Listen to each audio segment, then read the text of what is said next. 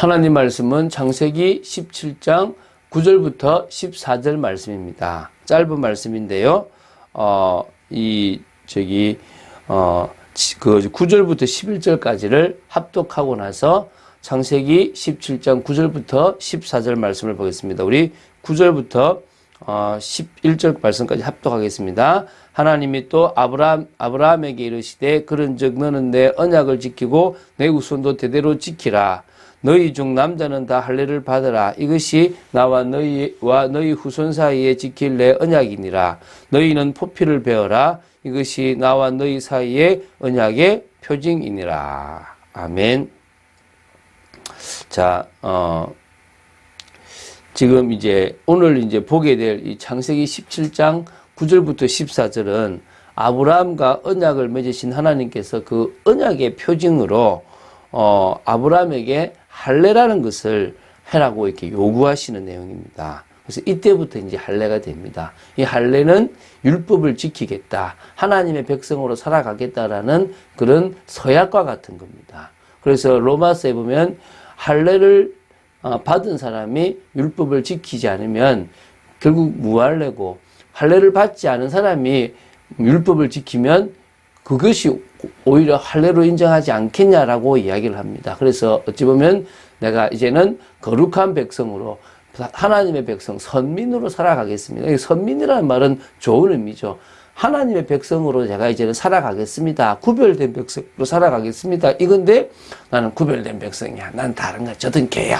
이렇게 치부하라는 말이 아니라 세상 속에서 다른 인생을 살아가는, 더 거룩을 향하여, 더 말씀을 향하여 나아가라는 겁니다. 지금도 크리스찬이 행위가 되는 게 아니라 믿음을 통해서 내가 믿기 때문에 다른 인생을, 믿기 때문에 사단에게 속지 않는 인생, 믿기 때문에 오히려 정말 핍박하고 원수되는 사람들을 더 용서하고 사랑할 수 있는, 왜? 주님의 그 힘으로 그런 인생을 살라는 것이 지금으로 합니다. 물론 그게 구원이 아니고, 구원은 믿음으로 받는데 그 믿음이 있다면 그런 삶을 살아가는 거죠.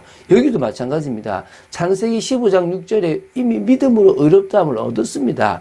그리고 이제 이 17장에 와서 뭡니까? 할례를 행하면서 나는 너희의 하나님이 될 것이고 너희는 내 백성이 될 것이고 내가 너희들을 통해서 이루고자 하는 그 언약을 이룰 거다라고 이렇게 이야기가 되어지는 겁니다. 상당히 이게 중요한 것이고, 이 할례는 바로 후손에게 계속 이어지는, 이게 바로 아브라함 가문이고 이스라엘 백성이라는 그런 어떤 징표가 되는 거고요.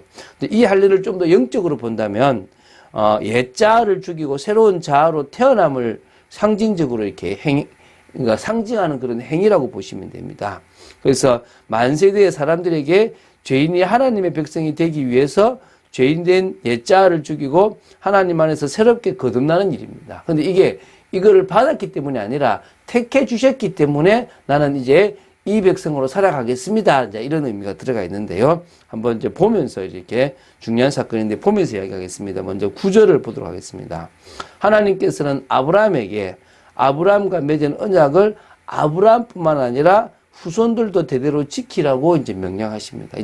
너 혼자가 아니라 너 후손에게도 된다. 그래서요, 할례를 받기 전에 믿음으로 의롭다함을 받았기 때문에 무할례자, 할례 받기 전에 이미 의롭다함을 얻었으니까 무할례자의 조상이 되고, 할례를 받았기 때문에 할례 받은 자의 조상이 됩니다. 그래서 믿음의 조상이라는 것은 할례를 받지 않고 예수님을 믿겠다고 한 사람과 할례를 받아서 하나님의 백성이 되겠다고 하는 모든 사람의 조상이 되는 사람이 누구다? 아브라함이라고 말할 수가 있는 겁니다. 그래서요, 이게 아브라함뿐만 아니라 후손들과 맺은 영원한 언약이 되는 겁니다. 그 언약의 표정으로 요 뒷부 10절부터 행할 할례가 나옵니다. 그래서 이게 그 포피를 베는 건데요. 한마디로 말하면 포경 수술이라고 보시면 됩니다. 그러니까 외형적으로 할례가 중요한 것은 아닙니다. 그래서 이 로마서도 계속 그 얘기가 나오거든요. 그러니까 표면적 할례가 아니라 이면적 할례이기 때문에 마음에다가 할례를 행하라고 이야기가 나오는데, 그들은 외형적인 것만 내가 할례를 받았다라고 주장하는 어리석음이 있었다는 겁니다. 그래서 너는 내 앞에서 행하여 완전하라라고 하신 그 말씀 가운데서 이제 언약을 지키고 구별된 삶을, 믿음의 삶을 살겠다라는 의미로 이제 뭘 합니까? 할례를 행했다고 보시면 됩니다. 자, 10절부터 14절을 보도록 하겠습니다. 자, 언약을 지키겠다는 일종의 맹세와 같은 서약과 같은 겁니다. 그러니까 결혼식을 하잖아요. 내가 검은 머리가 팥뿌리가 되도록 내가 이 여자만을 사랑하겠습니다. 이 남자만을 사랑하겠습니다라고 하는 게 서약이에요. 그러면 그걸 어기면 서약을 어긴 거잖아요. 그래서 이혼을 당하기도 하고 뭔가 징계를 받잖아요. 그것처럼 하나님의 백성으로 살아가겠습니다. 저 세상에 있는 사람들처럼 육체와 마음에 원하는 것을 하거나 저 세상 사람들처럼 세상을 향해 쫓아가는 인생을 살아가지 않겠습니다. 이게 뭐란 말입니까? 바로 우리가 하나님 앞에서 해야 되는 중요한 바로 이렇게 서약이라고 보시면 됩니다. 그 당시에 이 아브라함뿐만 아니라 그 후손들은 이제 이 세상 속에서 거짓 우상을 섬기거나 이 혼음 종교 같은 그런 이상한 종교를 섬기지 않고 하나님만을 섬기고 살아가겠습니다. 이제 이런 의식과 같은 겁니다. 그래서 남자들만 행했습니다. 그래서 포경수술인데요. 이걸 언약의 그 징표로 삼는데 표피를 베어라고 하신 겁니다. 그래서 창세기 17장 1절부터 8절에 세우신 그 언약을 이스라엘에게 기억하게 하시려고 그 몸에 두신 거예요. 그러니까 앞에 1절부터 8절까지 내가 이렇게 하겠다라고 하는 그 언약, 이 시를 통해서 천하만민이 복받게 여러 민족이 나오고 왕들이 나오게 하겠다라는 그 언약을 이루기 위해서 이제 너희들이 그것을 볼 때마다 하나님과 내가 언약 맺었지, 하나님이 이 언약을 성취시키실 거야 라고 믿으라는 것입니다. 그래서 그것을 주신 겁니다. 근데 이게 어떤 의미에서는 건강에도 좋아요. 다시 말하면 이게 이제 좀 깨끗하기도 하고 좀 더 이제 여러 가지로 좋은 부분이 사실은 있습니다. 그래서 이 할례에 대한 부분들이 상당히 중요합니다. 그래서 예레미야 4장 4절에 유다인과 예루살렘 거민들아 너희는 스스로 할례를 행하여 너희 마음 가죽을 베고 나 여호와께 속하라. 그래서 스스로 할례를 행하는 말은 진짜 믿음으로 하나님 앞에 서라, 이제 이런 의미가 있다는 것이죠. 그죠? 자, 이제 12절부터 13절을 보면요. 하나님께서는 아브라함에게 속한 사람들은 모든 종뿐만 아니라 이방 사람들이라도 예외 없이 다 뭘 행하라? 할례를 행하라. 받도록 한 겁니다. 그래서 너와 관련됐고 너와 같이 믿음을 받는 사람이라면 유대인뿐만 아니라 이방인이라도 네 씨에서 난 사람이 아니더라도 같이 가겠다고 하는 사람이라면 이방인이라도 받게 해라. 그러니까 이미 하나님은 이방인을 받아들이는 부분들이 있어 왔어요. 계속적으로 있어 왔습니다. 그러니까 다시 말하면 아브라함을 택할 때부터 모든 족속이 복을 받게 하겠다라는 거예요. 그런데 자꾸 이스라엘은 이방인은 안 돼, 우리만이야 라고 가면 문제가 되잖아요. 그죠? 여기도 분명히 이방 사람이라도 예외 없이 모두 할례를 받도록 한 겁니다. 후에 할례를 받는 남자의 범위는 그래서 이스라엘 사람, 그들의 종들, 그리고 이스라엘에 유숙하는 타국인들로서 개종한 사람들 있잖아요. 이렇게 확대되어질 수가 있었다는 것입니다. 자꾸 하나님은 이스라엘뿐만 아니라 이방인들을 받아들일 마음들이 있었는데 이 이스라엘은 자기들만 하려고 했던 것이 문제라고 보시면 되겠죠. 그래서 하나님을 진정으로 믿겠다고 하는 사람이라면 받아들이라는 거죠. 그러면서 이제 할례를 행하는 시기가 태어난 지 8일 만에 행하는 겁니다.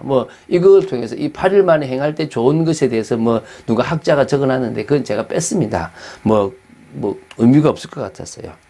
자, 그리고 할례를 받지 않은 사람은 이스라엘의 공동체 속에 들어오지 못하도록 한 겁니다. 그러니까 할례를 받은 사람들만, 서약하고 내가 이걸 지키겠다고 한 사람들만 뭐란 말이죠? 받아들이라는 겁니다.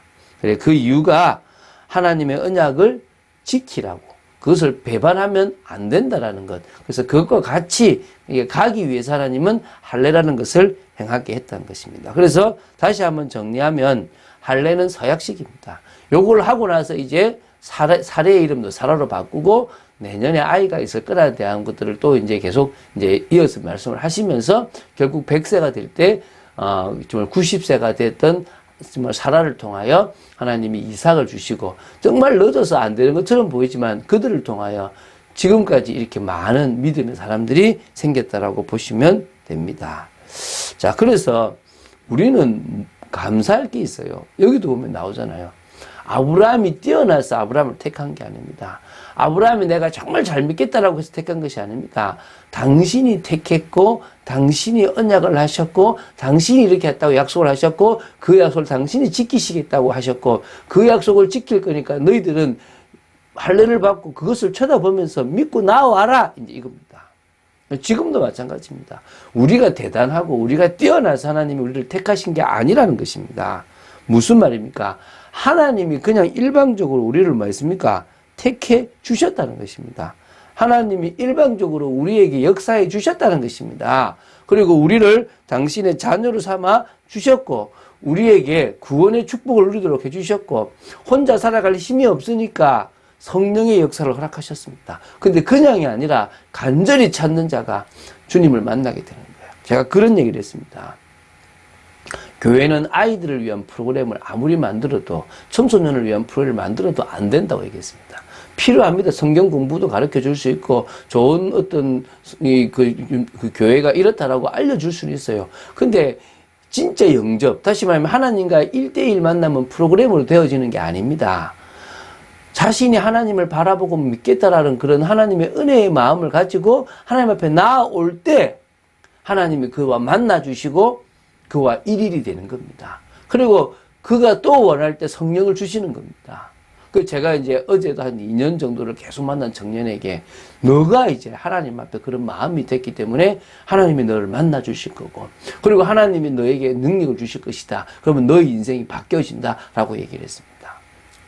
그런 일들이 여러분에게도 있었고 또 있어질 것이고 또 우리 후대들에게 있게 될 것입니다. 그 상당히 이게 중요하다고 봅니다. 그래서 어쩌면 구원과 이 성령의 역사와 그리고 우리가 이 세상에서 천국의 소망을 가지고 살아가는 이것보다 더 중요한 것은 없다라는 사실을 기억해야 될 줄로 믿습니다.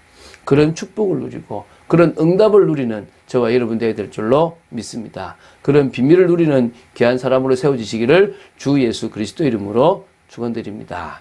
주는 그리스도시요 살아계신 하나님의 아들이심을 고백합니다. 믿음으로 서 있기를 원합니다. 말씀 따라 서 있는 축복 속에 있기를 간절히 소원합니다. 아버지 하나님, 저희들에게 은혜를 내려주시옵소서.